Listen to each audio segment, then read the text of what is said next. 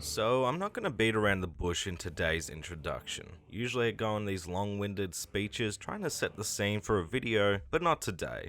Today's video doesn't need it. This review has been the most requested video I probably will ever make. Most of you who have found the channel somewhat recently, before the dark times of age restriction, have found it through my God of War series retrospective, and all you want to know is, what do I think of God of War Ragnarok? Do I love it or do I hate it? Is it better than 2018 or not? As a longtime fan of the series, does this game do the series justice? All questions will be answered throughout, so grab a drink, a snack, sit back and relax. This is going to be a long one. Let's finally talk about God of War Ragnarok.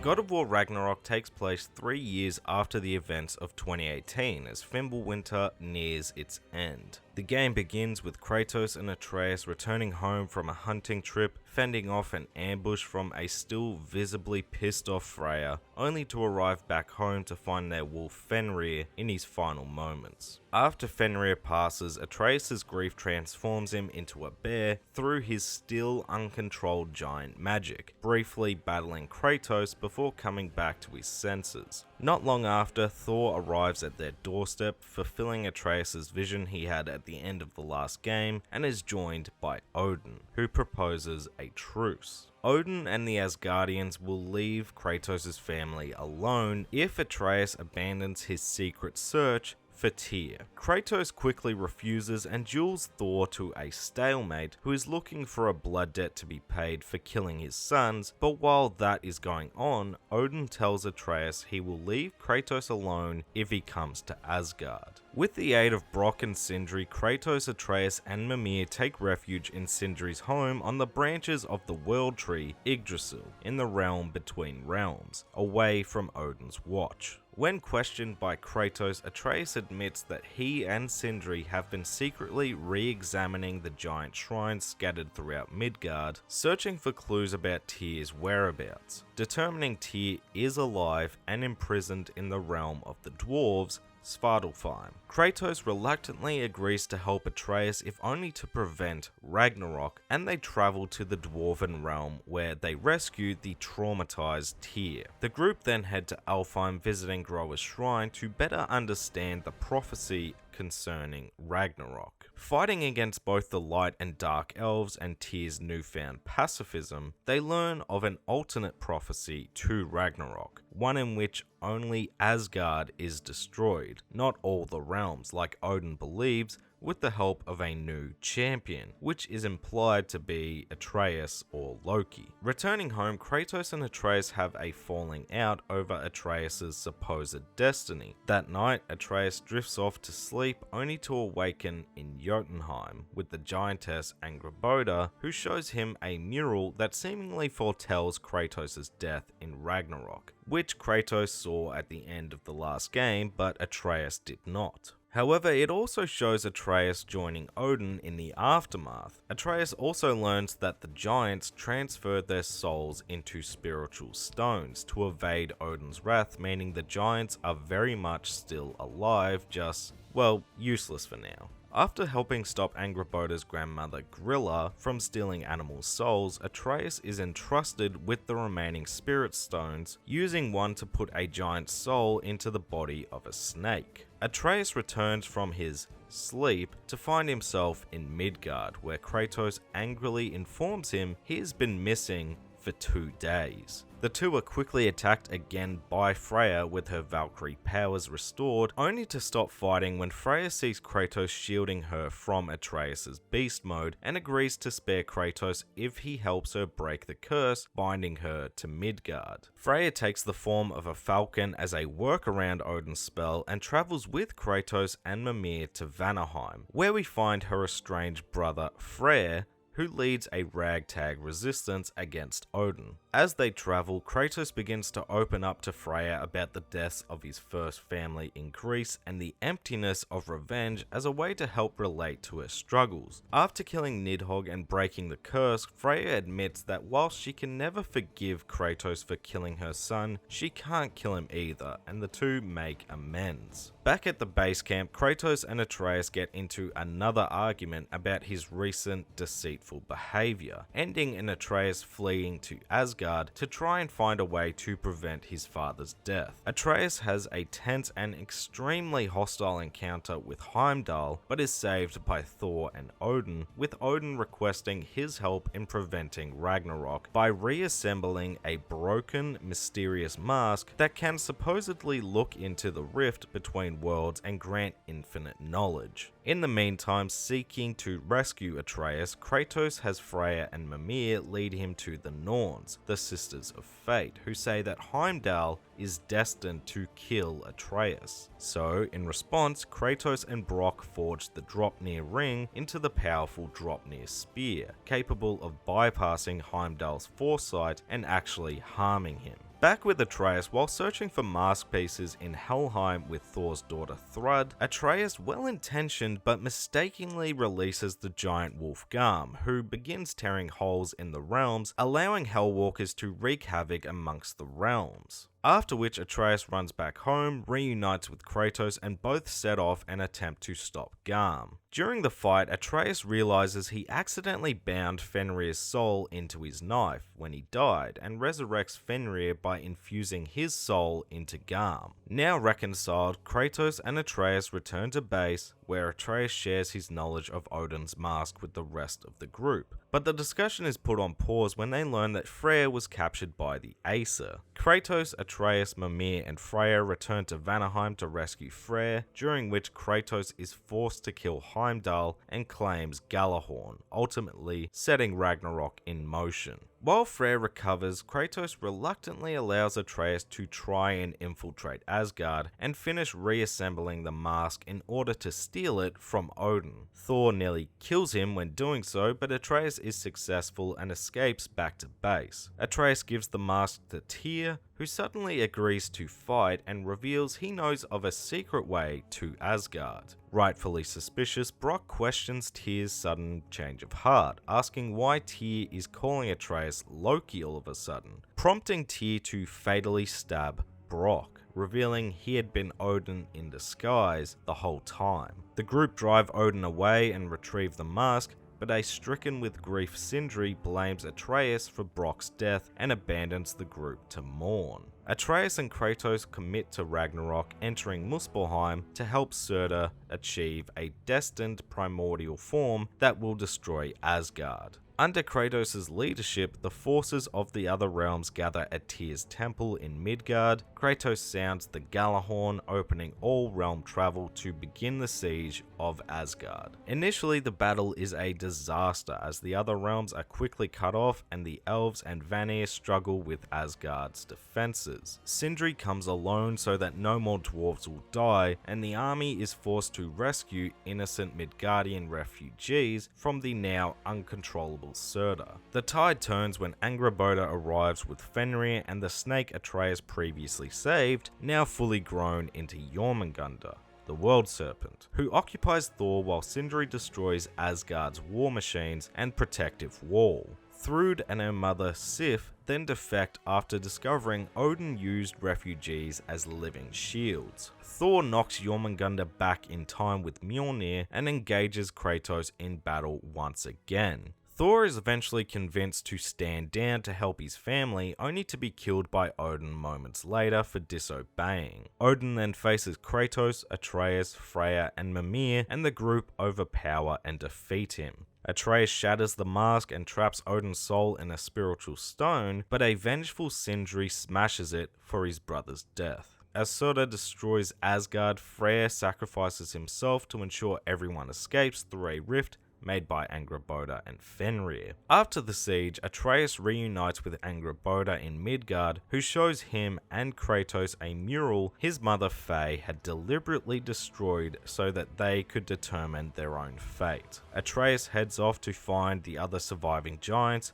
and he bids a heartfelt farewell to his father. Looking further into the shrine, Kratos discovers a mural depicting him as a beloved, peaceful god, revered by all. Finally hopeful about his future, Kratos recruits Freya and Mimir to help rebuild and restore peace. They clear out Asgard's remaining forces, and Freya kills the vengeful Valkyrie Queen to reclaim her title. The Aesir relocate to Vanaheim and finally achieve peace with the Vanir. Thrud begins wielding Mjolnir in honor of her father, and we discover and free the real Tyr. In the game's secret ending, Kratos, Freya, Mimir, and Sindri attend a funeral for Brok in Svartalfheim.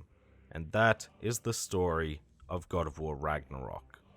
A lot to go over here, but as a whole, I have to say I really loved Ragnarok's story. This story is not the direction I had foreseen going in. I honestly thought we might see a story similar in scope to the events of God of War 3, ultimately ending with the death of our beloved Kratos. I was ready to screen cap comment I'd made from last year and be like, I knew it. But I was completely wrong. This is not a story about taking down the Norse gods and destroying the Norse world. This is not a story of vengeance. No. Instead, this is a story about learning and reflecting on our past mistakes, trying to avoid mass casualties, and why they need to try and avoid the end rather than actively start it. That tale of vengeance and anger is still present in Ragnarok. It's just conveyed through different characters this time, with a much more level-headed Kratos than even 2018, trying to stop others from following his footsteps. So let's dive into the characters first, because they are what makes this story so compelling, and of course I have to start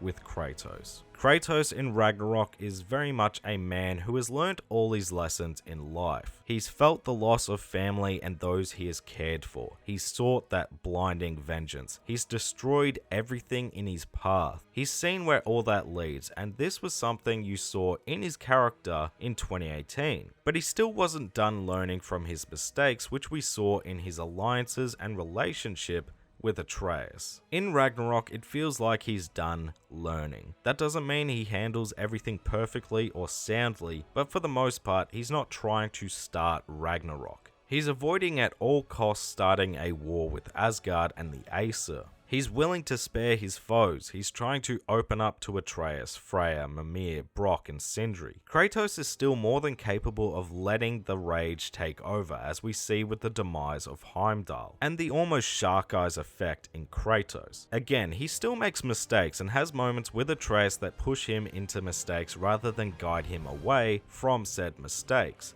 like he's intending. But you see a real sense of regret when he retells his story from the past, trying to use those tales to help, for instance, Freya, telling her about Deimos, telling her about losing Calliope and his wife, telling her where vengeance ultimately leads. He's trying to help others avoid his mistakes, and that comes through in the way he tells these stories and emotes. Which, while we're on the topic, the performances in Ragnarok are incredible. Everyone here did a fantastic job and bring you right into this story. Also, long live OP.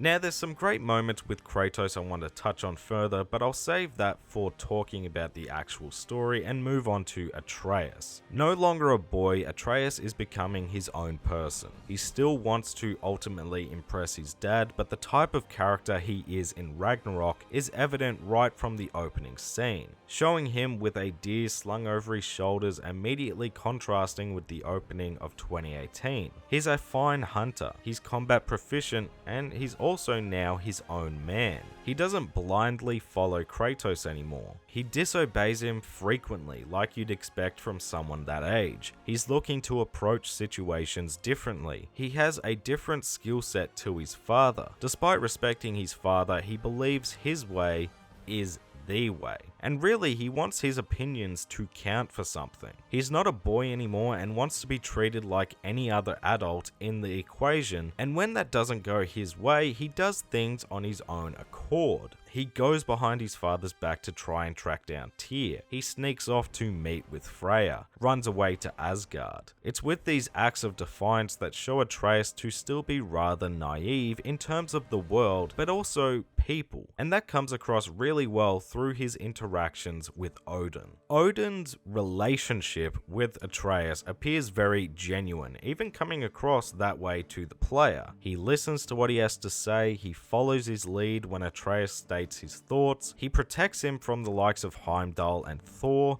As the player, we know there is a catch to everything Odin does and wants, but it plants that seed of doubt through a naive character like Atreus. Maybe we are getting a one-sided story from Freya and Mimir. He seems alright. He turns out to be just as bad, if not worse, but through how he portrays himself to a naive Atreus, it comes off very likable, which then makes Heimdall really the antagonist for a lot of the game. And only after his demise does Odin step fully into the villain role. It's a really intelligent way to tell the story and set up a great villain, as most of the game, at least personally, I was like, I know Odin is up to something, but I like this guy. Whilst on Odin, I know I keep getting sidetracked, but there's a lot to say, he doesn't just shift into this villain role. You see his true character come out when he interacts with Thor, how he demeans him, how he taunts and berates him. It feels like tough love mirroring Kratos in some ways, but you see by the end he just uses people up until they either turn on him, they run out of usefulness, or they're simply just in his way, which leads to a twist I truly did not see coming and the death of a character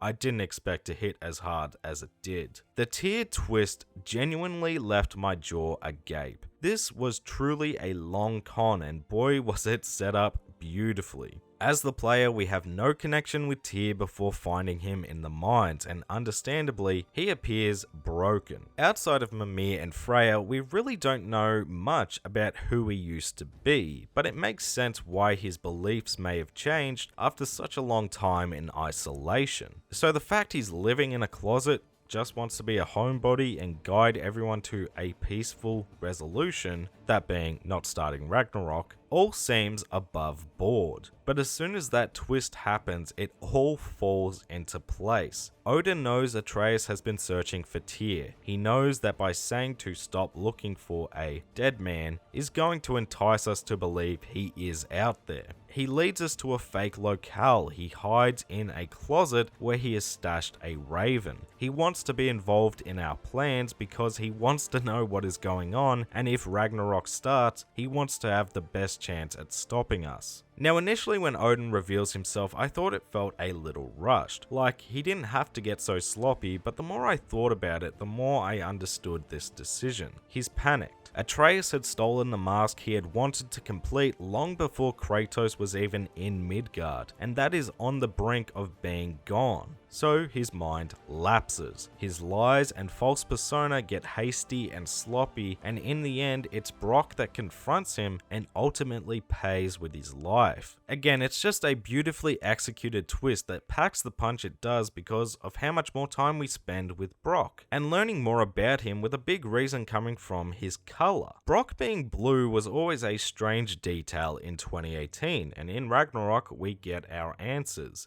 Brock isn't whole. He has died, and Sindri, not wanting to let go, retrieved his soul and put it back, just not whole. He's missing a piece, and he doesn't know because Sindri never told him. He only learns of this when he and Kratos reach the mermaid, and she doesn't respond to him. She can't hear him as he isn't whole. So when Odin stabs Brock and he passes, not only is it a scene that had me on the verge of letting the floodgates loose, but through further dialogue we learn his soul is now just lost. It doesn't go anywhere, making this whole thing so much more depressing. All of this, how it was built up and how it affects the rest of the game and its characters, made for a moment in gaming I won't soon forget. It was incredible, and even by the end has you thinking about that moment as we farewell Brock with a broken Sindri, who much like Freya will never forgive Kratos and Atreus for the consequences of their actions. Speaking of consequences, I can't not talk about Freya, who in the beginning, just as she promised, is doing everything in her power to hunt and destroy Kratos for what he did to Baldur.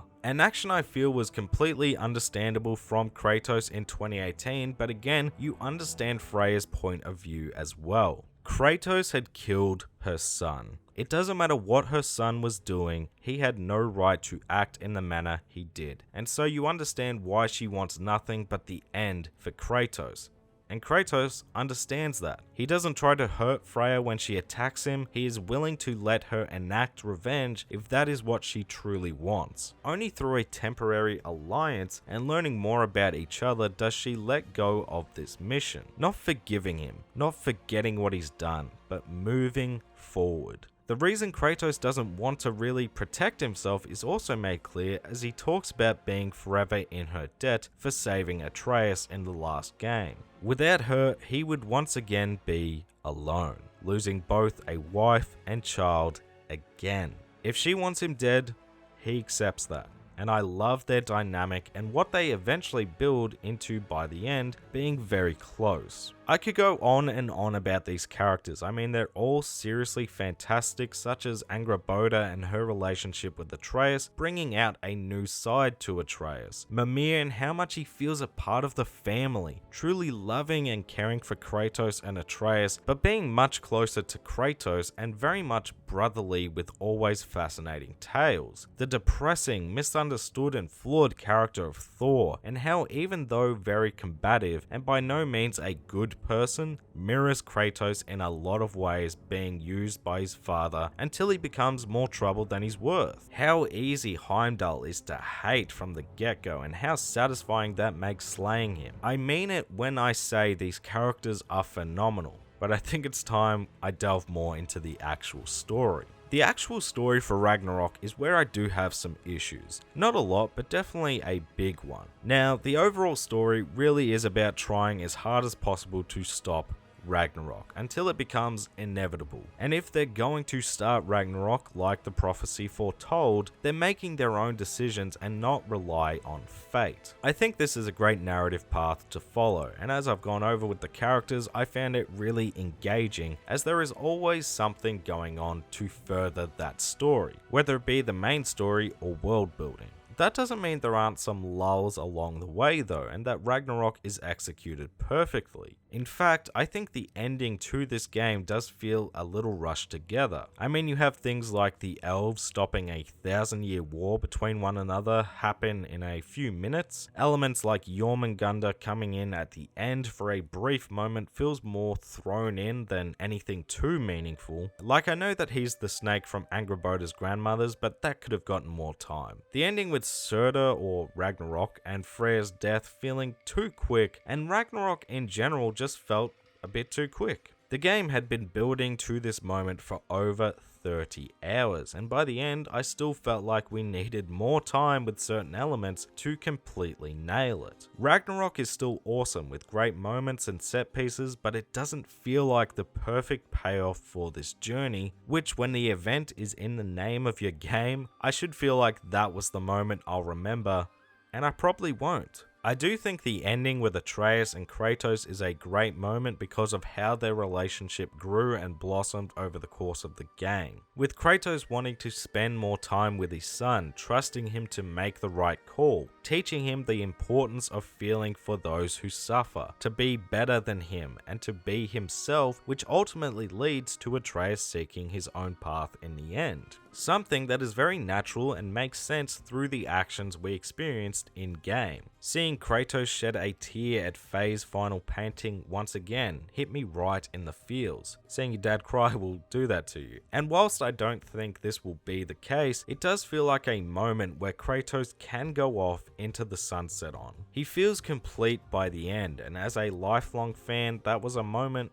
I will remember. I do think there are prolonged elements in the story, like Atreus in Jotunheim does eventually drag on, and then subsequently not enough time is put into other elements like Jormungandr or solving a centuries-long conflict. But as a whole, again, I was really compelled by this narrative, and that comes down to how well these characters come to life and hook you into their lives. I can't move on from the story though without talking about the myths, the element of the series that as a kid always had me looking more and more into these games, and an element that was good in 2018, but Ragnarök just blows it out of the water. I mean, this is the amount of myths I want to see in my God of War. Now, if you're new here, I'm not looking for these myths to be completely accurate, as I'm not someone who knows these myths in and out, and usually likes to look into them more after the fact to see how the devs got here. What I'm looking to see is how Santa Monica spins them and makes them fit into this world, and they're great. Whether it's the Aesir in Odin, Thor, Heimdall, Sith, Thrud, Freyr, Surtur, though I think Hellblade has them in terms of badass factor, the many Huffguffers, the Nidhogg, Ratatoskr, Fenrir, who might I add, brutal way to open your game. Come on, Santa Monica. Thankfully, you redeemed yourself by bringing him back in true form. Speaking of which, Garm, Skoll, and Hati, the list goes on and on. It's all great stuff, and seeing how Santa Monica took the myths and twisted them into what we got in-game was awesome. Like the fact Ratatoskr is a myth here, or Freyr is the ruler of peace and fertility in the myth, but is a smooth-talking failed rebel leader is awesome. I seriously love this stuff, and there are so many more. These just come to mind straight away. Again, I love this sort of stuff, and the sheer amount of quantity here and quality is really special and just helps immerse you into this setting good and proper. Overall, I just really loved this story. I don't think it's without fault. In fact, sometimes the story can take a little bit too much away from the gameplay by not giving enough control to the player for a while, on top of some misses in the storytelling. But as a whole, I just couldn't get enough of this journey. I was hooked in until the very end thanks to the great scene direction, the excellent performances by the whole cast, the incredible characters, the alluring world, the compelling story arcs both main and side. I couldn't get enough, and while I think the ending could have been better, it definitely left me satisfied. I think, if anything, this story felt like a natural step after 2018 for Kratos and his cast of companions, and I'm just glad I didn't have to witness his demise here, because that would have broken me, I'm telling you now. I'm sure there will be comments talking about how I missed something or didn't expand on a given story enough here. I mean, I didn't touch on smaller details like finding Charlie seemingly dead through Frey's neglect, and warming him back up, seeing him move was such a relief. But this has seriously been everything that just immediately comes to mind, and given how long this segment has been, I think that says a whole lot right there. Wouldn't you say?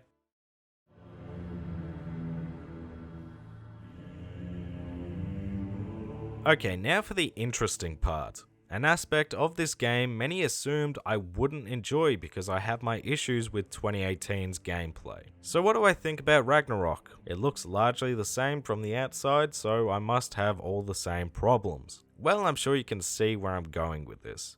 I really enjoyed playing Ragnarök. I think overall it's a big improvement over 2018, so much so that I had no problem sticking with it until I had achieved the platinum. I had a great time playing this game, and I think there's a lot to like here. But again, it's not without problems. For example, the climbing is still tedious the same as in 2018. It doesn't add anything to the gameplay loop. There's no challenge. It just feels needless. The simple addition of a jump button and including some platforming challenges or even some set piece climbing moments would have helped as a way to meaningfully break up combat encounters. The same goes for the puzzles, which outside of the Nornir chess, I can't really remember any. I do think the new solutions for the Nornir chess are nice additions and the reflecting puzzles are fine, but other than that, I can't say it adds much in terms of another element outside of combat. Considering the original God of War formula was comprised of combat, puzzles, and platforming, it's disappointing the latter two don't get any love or care once again.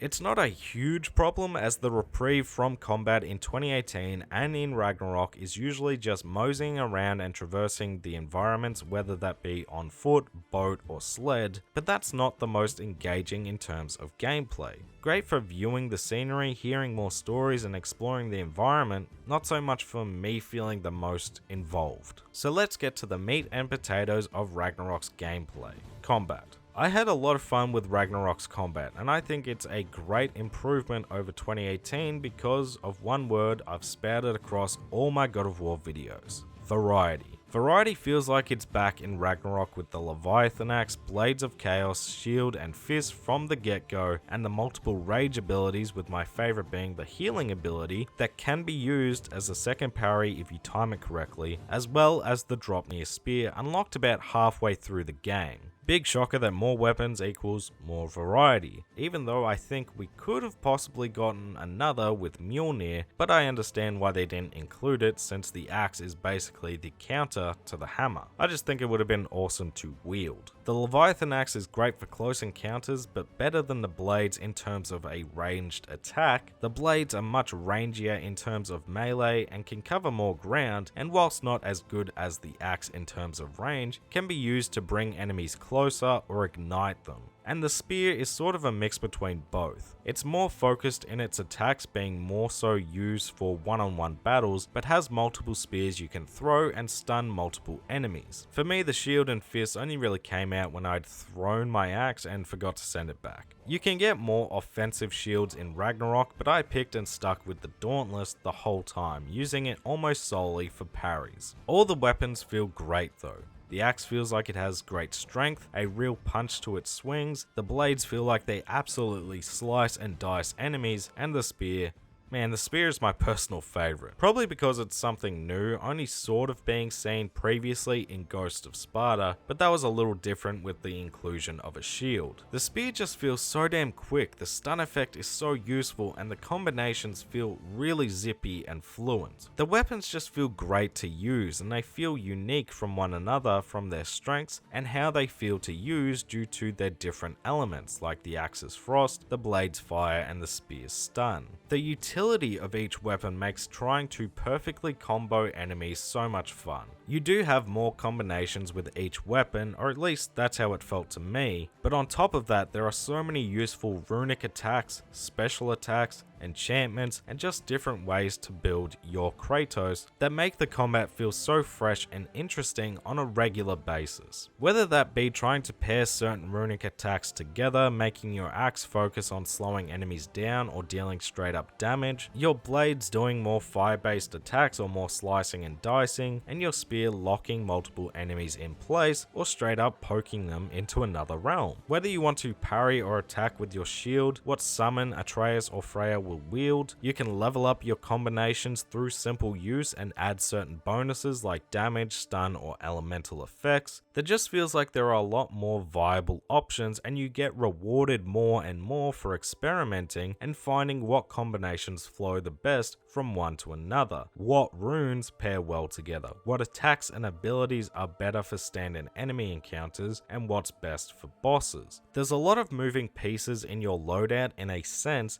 and that makes the combat, for me at least, feel fresh and wards away that repetition, which in a game that took me 40 hours to 100%, to not get tired of the combat is impressive. Of course, I still wish the camera was slightly pulled back. I think the lack of a jump button still sucks, as you remove another dimension to combat, but even that feels lesser with more high ground vantage points in the level design to get a similar effect. The enemies themselves lead to a lot of Ragnarok's variety though. It's all well and good to have the tools, but the game encourages you to use them all through enemies having specific armor, say frost armor meaning you need to attack with your blades, enemy attacks showing nothing meaning you're free to block, parry and dodge, yellow meaning you can only parry or dodge, red meaning you can only dodge, and blue meaning that attack block or heal can be interrupted with a shield bash. Certain enemies are more prone to a given element. Enemies like the Revenants need to first be shot by Atreus or Freya to be hit. Enemies that make others invincible until taken out. I mean, there's a lot to process, and these enemies and how they are grouped together, especially in the Muspelheim trials, are what make the combat so engaging. I also felt like the enemies were far less repetitive in Ragnarök, but the enemies are mostly a great time to battle. They pair together really well to make encounters interesting, and outside of a few encounters involving those damn invincibility enemies, you always feel like you can approach a situation your way and experiment freely. Again though, having those arbitrary numbers above their heads just doesn't feel necessary, removing some sense of Kratos progressing and feeling like this could have been solved by simply adding more enemies for the late game. Now before I touch on the bosses, I want to move away from the combat for a moment and touch on the exploration, because it does make up such a large portion of what you're doing in Ragnarök, and with that exploration comes the better gear that you want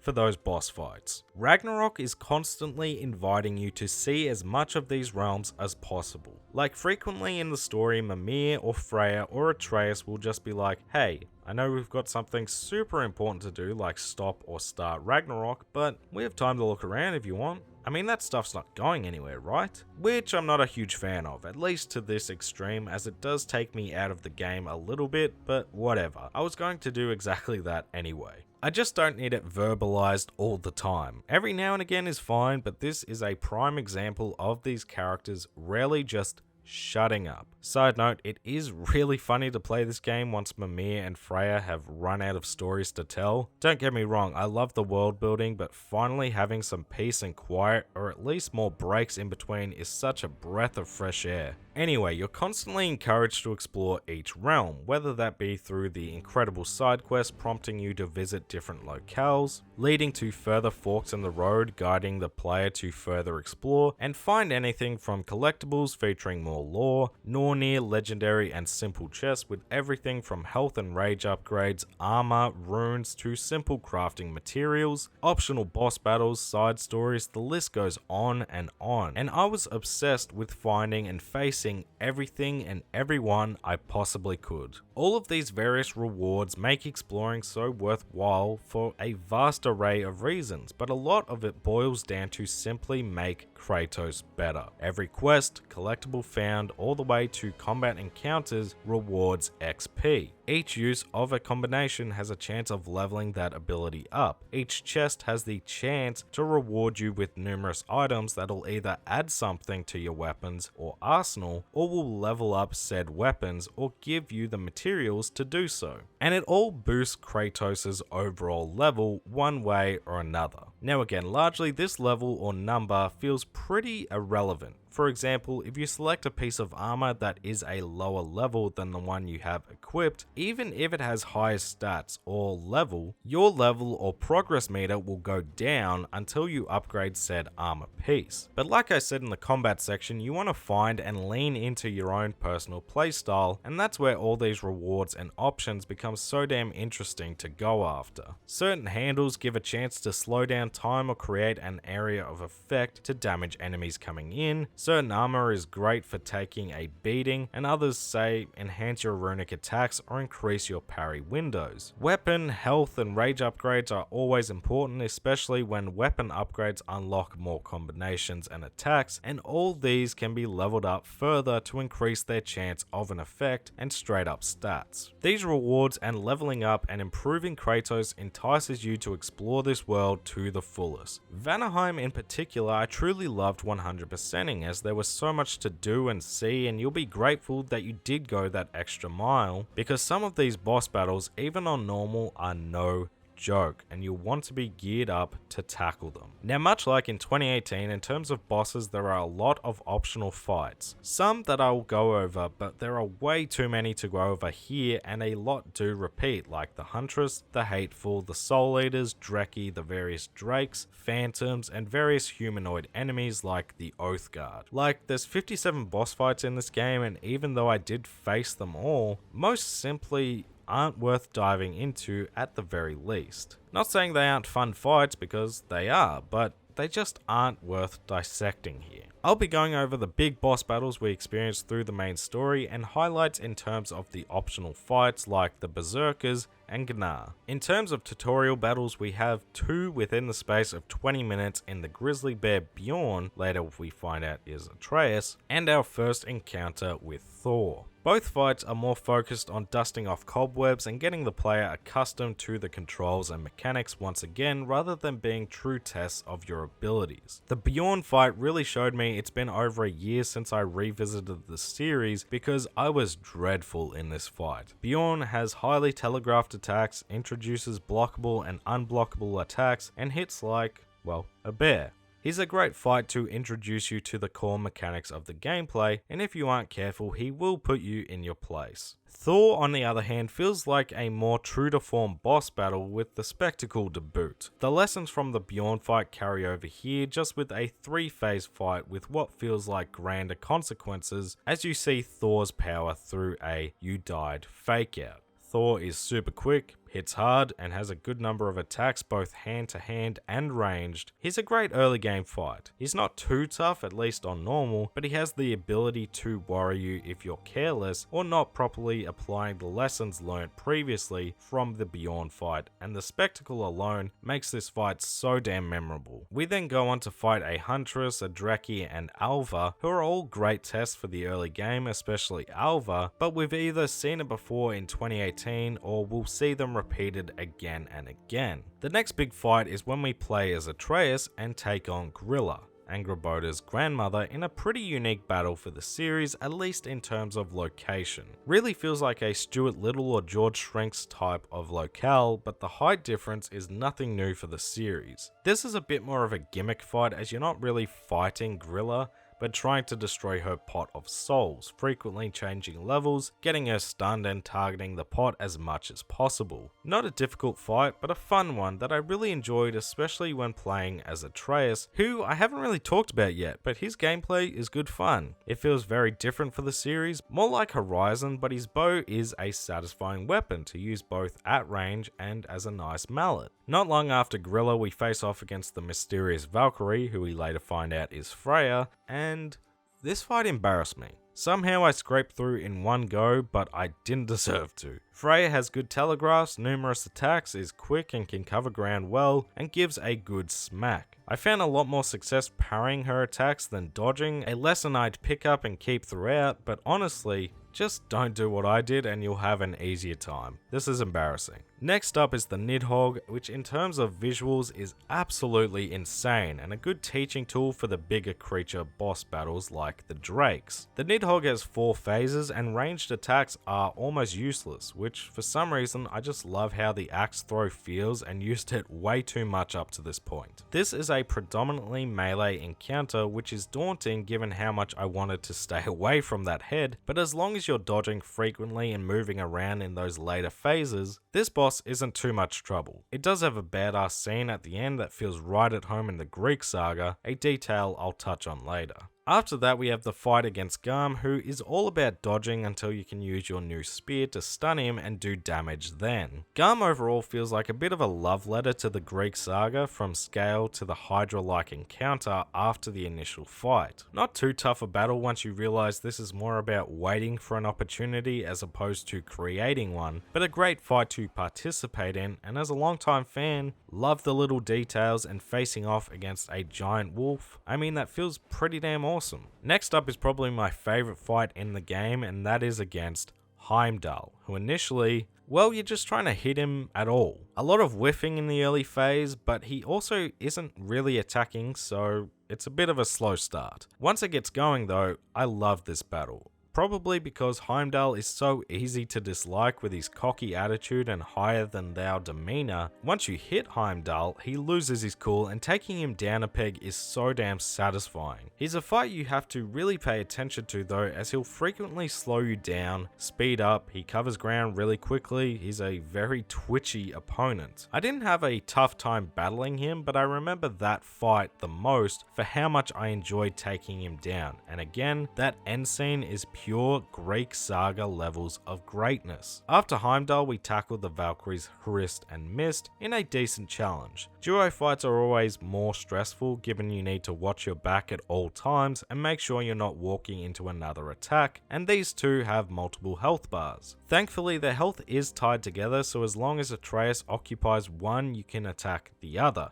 and take them down that way. They have a wealth of attacks, can trap Atreus, leading you to throw yourself into less than ideal situations, and in general, they're one of the tougher fights in the story. The scenery for this fight is spectacular. The fight is a good challenge and one of the longer fights in the main game, and a good way to ease into the final two fights. Next up, once again we face off against Thor in a much tougher encounter than the first, but by this point you should be pretty laser focused in terms of how to face these types of battles. Utilize all your weapons and runes, dodge and parry effectively, realize when he's going to charge in and when he's going to attack at range, and whilst this fight got my heart going, it wasn't necessarily a fight I had a hard time with. It was just fun facing off against Thor again, and almost a warm up into facing Odin. Again, Odin I didn't find too difficult, but a lot more stressful. He hits hard, he has a lot of arena attacks, status effects, etc., but he feels very beatable. He's no Zeus, I'll say that. He is a long battle, but using all the lessons we've learned up to this point, he does go down without too much fuss. I think Spectacle wins this fight, as it is so chaotic in terms of the arena. Now that was the main story bosses, the unavoidable and unique, and overall I really loved these fights. Again, Heimdall was easily my favourite from battle to ending, but the battles with Thor get the heart racing as essentially you battle another version of Kratos. The Nidhogg, Grilla and Garm provide incredible set pieces, and all of these fights are preparing you for the real battles in Ragnarok. The 12 Berserkers and the King of the Berserkers, and the new Valkyrie Queen, Gnar. Now, the Berserker fights really depend on your playstyle as to which ones you'll struggle with more. Personally, the 1v1 fights are the more simple fights, a lot of them following the same sort of attack pattern just with unique status effects or relying on enemies flooding the arena. These fights maybe took me a couple of tries to get through depending on if I tried to tackle them before or after the story, but overall not too bad. The duo and trio fights are where I really had my ass whooped. Mainly that trio fight. Multiple health bars, usually a melee and range focused enemy, hard to distract. I mean, you need to be on your A game with these fights, and they took me so much longer to finally conquer. The trio fight in particular taking me a solid hour and a half just to get through, as if I'd kill the melee opponent first, the ranged duo would swap in and out of kicking my butt, and trying to stop the duo first meant I needed to constantly dodge this melee freak who would never leave me alone. This fight had me raging, I cannot lie. These gank fights always feel like lazy difficulty in any game, and here I was just glad to be done with them. They were so much tougher than the King, as we've seen most of the King's attacks by that point, and he's all alone. He does have a ton of health, but those 1v1s again were no issue. In terms of the Berserkers anyway. Gnar? Forget about it. She destroyed me so many times it had me retreat and just try and get more and more upgrades. She has so much health, she hits hard, she has different status effects, she's incredibly quick, she can pin you down and pummels your face if you don't avoid her swoop. It can go sideways quickly, and for such a gauntlet of a fight, you don't want to make too many mistakes early on. She feels very fair though, and once you do finally defeat her, you really feel like a god. Outside of these battles, again, you'll face dragons, centaurs, phantoms, soul eaters, vengeful spirits, trolls, Dreki. I mean, there's a lot, and these are fun battles. They can just repeat a little too much for my liking. I'd rather see some lesser Aesir rogue gods looking to take you out or something like that. Overall, the bosses are great fun, are either great spectacles or great battles, and whilst in terms of Ragnarok, I'd like to face more Norse gods or even primordials, and with 57 bosses you can say some are more quantity than quality. As a whole, I really enjoyed these battles, and by the end I felt they helped me really master the combat. So gameplay wise, I think despite appearing very similar to God of War 2018, the large amount of small improvements greatly improved my experience with Ragnarok's gameplay. The combat has more options. I felt there was more even runic attacks and upgrade paths. The level design encouraged exploration and provided more opportunities for level changing combat. The side content felt worthwhile to go after, tying into and expanding this world and story more. You always feel like you're being rewarded for going off the beaten path. The bosses regain that sense of scale and epicness. Yes, the climbing still is lackluster. Yes, the characters can go on and on too much. Yes, the puzzles are too simple. And yes, some elements like armor could have looked more badass to feel a visual sense of progression. But as a whole, what Ragnarok did so well is it made time fly. I platinumed this game in just under 40 hours, exploring as much as I possibly could, and every time I stopped playing, I was excited to boot the game back up again, because I wanted to find the next quest, the next boss, the next reward. I do think they could have gone a bit more crazy or out there in terms of this being Ragnarok, but in the end, the gameplay is something I really did enjoy.